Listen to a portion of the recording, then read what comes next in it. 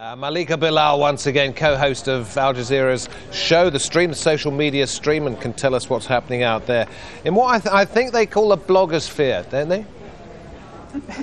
Blogosphere, Twittersphere. Well, thank you, David. Twitter users are reacting, and the social media skew for Obama is showing with the hashtag #IfRomneyWins, which is trending. Leanne tweets, "It'll be the 20th century all over again if Romney wins. Women, homosexuals, and minorities will all be affected. Goodbye, peace." And Chucky says, "If Romney wins, Canada is going to have a flood of refugees." And Jasmine adds, "If Romney wins, there goes my scholarship." Meanwhile, we're still seeing activity around the lines, especially at Ohio State. University Dist History tweets, "Thrilled that so many Ohio State students turned out to vote. 90-minute lines on campus, 45-minute lines in the neighborhoods, unprecedented." And Lois says, 700 plus outside of Ohio State University Student Union lining up 1 hour before the polls close. Former Governor Strickland is there. Well, take a look at those lines at Ohio State. They are long. This video is shaky, but you get the idea. Lots of young people getting in line at the last moment. It winds round and round. Well, joining us from Google is Dan Seberg. Dan, you've seen some interesting correlations in what's happening and what people are searching for.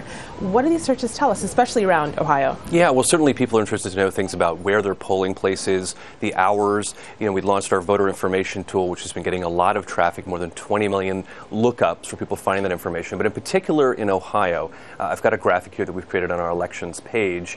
And you can see that there's definite search interest in Cincinnati and Columbus, Ohio for Mitt Romney. And for President Obama, you can see that there's certainly a lot of search interest there, too. And interestingly, if we go to this other graphic, you can see a huge spike over the last 24 hours in Ohio, searches related to voter fraud. So people curious to know what's going on there. It could be anything from finding about those lines, what's happening with the voting process, and just the practical stuff. People wanting to know, where is my polling place? Is it still open? Can I go stand in line? All of those types of questions people are searching. Right, I did one myself asking what time do the polls close in this state? Yeah. Using Google, of course. Well, joining us on Google+, speaking of Google, is a panel of bloggers and reporters following activity at the polls in key swing states. Brendan Fisher, you're a journalist and lawyer with the Center for Media and Democracy in Wisconsin. It's a swing state, but leaning Obama. How's it looking? I think it's looking good, and I think if Obama does take the state, it'll be further proof that the state's progressive traditions are not dead. The state did elect Obama by about 14 points in 2008, but then over the past 2 years, there have been many indications that the state had gone red, had gone conservative. In 2010, we replaced a very liberal and progressive U.S. Senator, Russ Feingold, with Ron Johnson, who is proved to be one of the more conservative members of the U.S. Senate. And we also elected Governor Scott Walker, who's a far-right Tea Party Republican, who, after he introduced restrictive collective bargaining laws, cracked down on public sector unions in the state. He prompted months of protests, and he was objected to a recall election, but he survived it. So the fact that he was elected not once but twice, I think gave many people the idea that Wisconsin had indeed gone red, and that meant something bad for Obama. But I think that we're seeing that that's not the case. And the down ticket race in the U.S. Senate, Wisconsin has a chance to elect another very progressive U.S. Senator, Tammy Baldwin.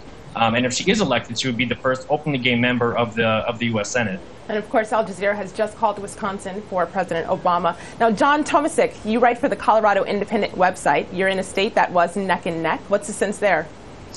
Still neck and neck. Polls just closed a couple of minutes ago. It's a solid swing state, but every year it seems to be increasingly leaning blue.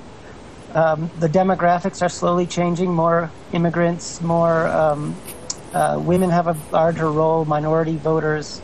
It seems like most of the elections in the last 5 years have hinged on women voters, minority voters, and youth voters. And that's the strategy the Obama campaign has really depended on. And the trend lines right now seem to be, they look like they're taking off that way, but it's still very even, and it's early in the night.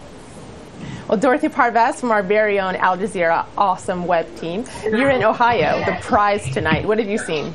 Well, I've seen a lot of early voter turnout over the past few days, and today I've seen a lot of anxious people in Cuyahoga County. People are really worried about anything possibly interfering with their votes being counted. So we had some situations in a few places where the scanning machines weren't working, or people were turned away a couple of times mistakenly because they were told they didn't have the proper identification with them or sufficient identification.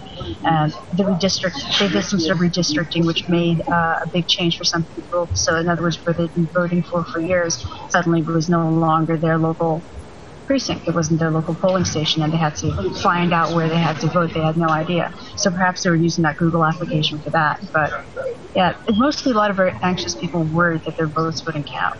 And we'll be looking for more of those kind of stories throughout the night. But thanks to everyone for hanging out with us. Of course, this conversation continues online. So tweet us with the hashtag AJStream. David?